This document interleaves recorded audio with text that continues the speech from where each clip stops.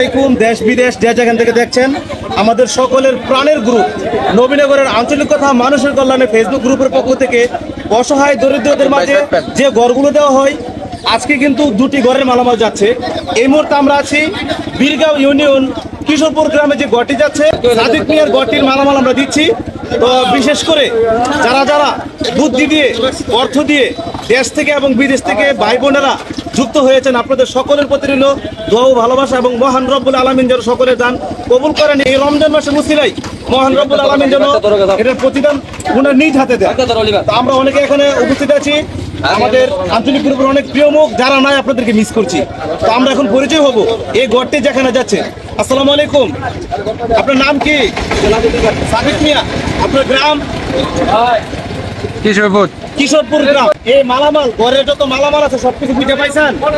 আলহামদুলিল্লাহ, সকলের সুস্বাস্থ্য কামনা রেখে বিদায় নিচ্ছি। আসসালামু আলাইকুম।